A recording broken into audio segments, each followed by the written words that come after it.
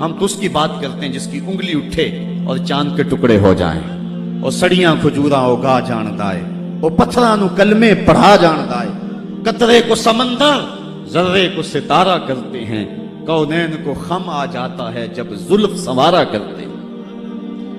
ہم تو اس نبی کو ماننے اور جاننے والے، می وریا کستوریاں دا جدو یار نچوڑیاں زلفاں، می وریا کستوریاں دا جدو یار نچوڑیاں زلفاں، تے قبلہ دے بنیا سائم جتے یار نے موڑیاں زلفاں۔ وہ تو رخ پھیر دے تو خدا قبلے نہیں بدل دیتا۔ لوگ کہتے ہیں چاہنے سے کچھ نہیں ہوتا، میں کہتا ہوں ساری دنیا ہی مصطفیٰ کی چاہت پہ ہے۔ قبیلہ بنو سلیم کی مسجد ہے، 4 رکعتی نماز ہے، 2 رکعت پڑھی جا چکی ہے، 2 رکعت ابھی باقی ہے۔ خاطر آتر میں بات آئی کہیں قبلہ بدل جائے تو کیا خوب ہے، تو فوراً جبریل آگے کہا محبوب پھر دیر کاہے کی ہے، ابھی رخ پھیر لو۔ اب جن لوگوں نے مسجد قبلہ تین دیکھی ہے کہ پہلا قبلہ بالکل شمال میں اور موجودہ قبلہ بالکل جنوب، اور صحابہ تو ذہنی طور پہ اس کے لیے تیار ہی نہیں ہے، تو بتا دیا جاتا کہ اگلی نماز ہم ادھر پڑھیں گے۔ یہ نماز کا وقت بدلنا ہو نا تو 1 دن پہلے بتانا پڑتا ہے، کل سے نماز ظہر 2:15 بجے پڑھیں۔ اگر اسی دن ایسا کر لیں تو لوگ کہیں گے کہ یہ امام تو سلیقہ ہی نہیں رکھتا ہے، ہم تو آئیں 2 بجے کے حساب سے اور 2:15 تک بیٹھے رہیں۔ تو نماز کا وقت بدلنا ہو تو 1 دن پہلے بتانا ہوتا ہے، اور یہاں تو قبلہ بدلنا تھا، ایک نماز ہی پہلے بتا دیا جاتا، لیکن کہا محبوب ابھی رخ پھیر دو۔ یا اللہ تیری نماز تو پوری ہو لے، کہا میری نماز بعد میں پوری ہوگی، پہلے تیری مرضی پوری ہوگی، پہلے تیری مرضی پوری۔ نی وریا کستوریاں دا یہ تو یار نچوڑیاں زلفاں، قبلہ دے بنیا سائم جتے یار نے موڑیاں زلفاں۔ وہ تو رخ بدل دے خدا قبلے بدل دیتا، ہم اس نبی کی بات کرتے ہیں۔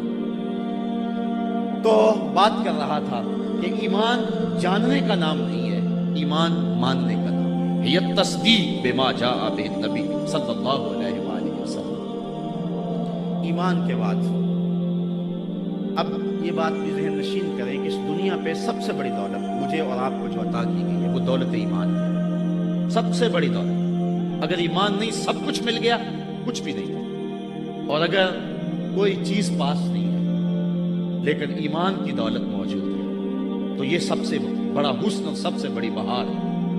اقبال کہتا ہے کہ اقبال یہ کس کے عشق کا فیض عام ہے، رومی فنا ہوا حبشی کو دوام ہے۔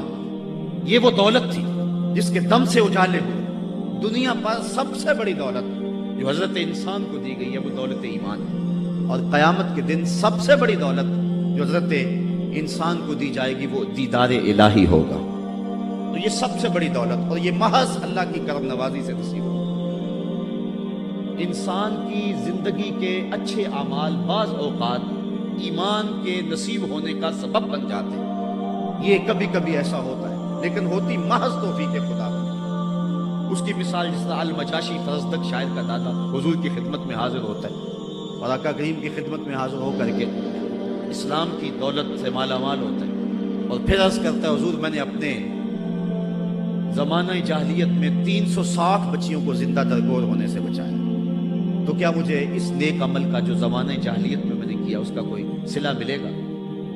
چونکہ شاعر تھے اور شاید بڑا گداز اور نرم دل ہوتا ہے، وہ تو شاخ سے ٹوٹتے ہوئے پھول کو بھی برداشت نہیں کر سکتا۔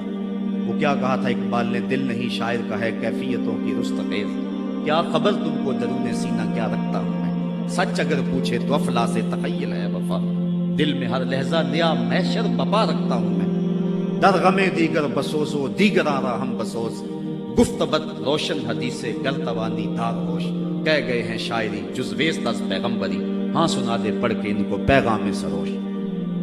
امیر بینائی نے غالباً کہا تھا کہ خنجر چلے ہم پہ، خنجر چلے کسی پہ ہم، اور تڑپے جو ہم امیر تو درد سارے جہاں کے ہمارے جگر میں۔ اور اقبال نے آنکھ سے تشبیہ دی شاید ایک جگہ، مبتلا درد ہو کوئی عزم روتی ہے، کس قدر ہم درد سارے جسم کی ہوتی ہے آنکھ۔